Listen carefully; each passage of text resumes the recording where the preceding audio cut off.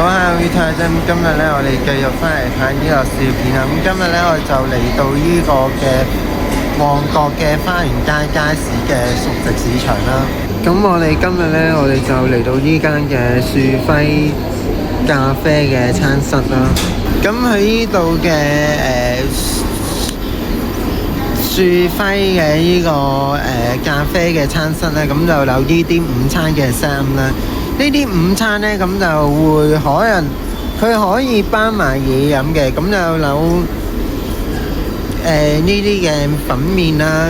其實都係同一般嗰啲平價嗰啲熟食市場一樣嘅，都係有嗰啲咩嗰啲炒粉麵飯啊，跟住有埋呢啲粉麵啊，或者有埋呢啲咩鵪麵嗰啲嘅。咁呢度亦都有嗰啲全特供領啊，嗰啲粉麵啊，咁就一啲粉麵嘅配搭啊，跟住之後呢會送埋熱飲嘅，凍飲就加3蚊啦。嗱，呢度都係嘅，咁凍飲就加3蚊啦。咁今次呢，我就嗌咗呢個特餐嘅呢個沙爹牛肉麵啦。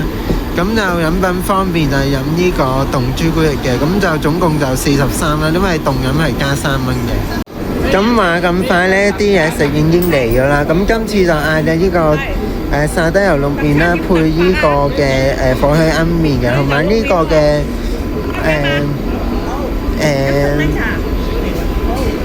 牛柳嘅多士嘅。咁呢個多士呢，望落好似冇乜看過險，其實佢都有看過嘅，起碼。跟住飲品方面就飲呢杯凍朱古力嘅。咁而家先試一試啲麵先啦。啲麵嚟講呢都幾彈牙啊，同埋呢佢話啲韌度力都差唔多啦，同正常平價嘅茶餐廳嚟講。同埋佢都就食到有小麥香味嘅。跟住就試一試啲牛肉啦。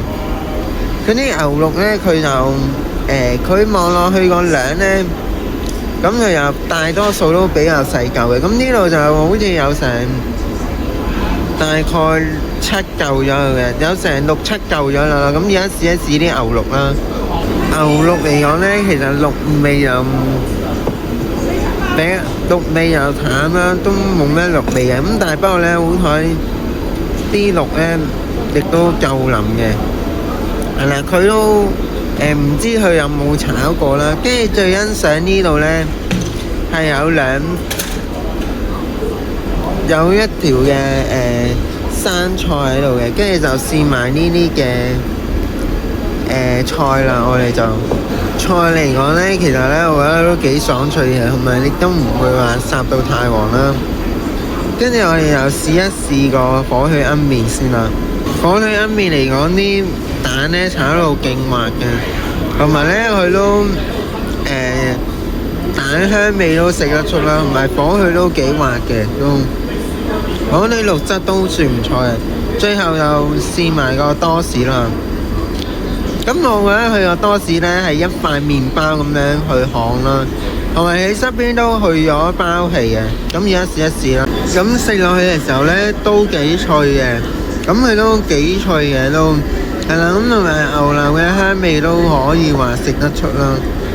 同埋雖然佢望落個量呢就好似冇乜烘過咁，但係不過其實佢都有烘過嘅。同埋佢烘呢就唔會話烘到太過都有色嘅，咁同埋就唔會話烘到好深色咯。佢呢個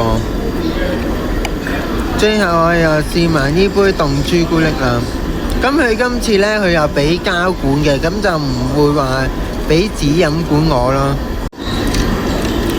佢呢杯呢，真係幾甜嘅，佢就其實嗌正常嘅凍朱古力呢，其實都幾甜嘅。諗落去嘅時候呢，朱古力嘅甜度力都啱啱好啦。咁呢個份量嚟講呢，應該同出邊正常嘅茶餐廳嘅水準力都差唔多嘅。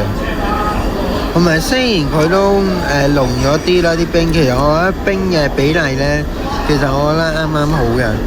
咁自然頭先嗰間嘅花園街街市嘅依間樹輝嘅咖啡餐室啦，咁其實頭先嗰間樹輝嘅咖啡餐室咧，其實我覺得咧，佢樹輝嘅咖啡嚟講咧，其實佢就同出邊嗰啲港式茶餐廳都係差唔多嘅。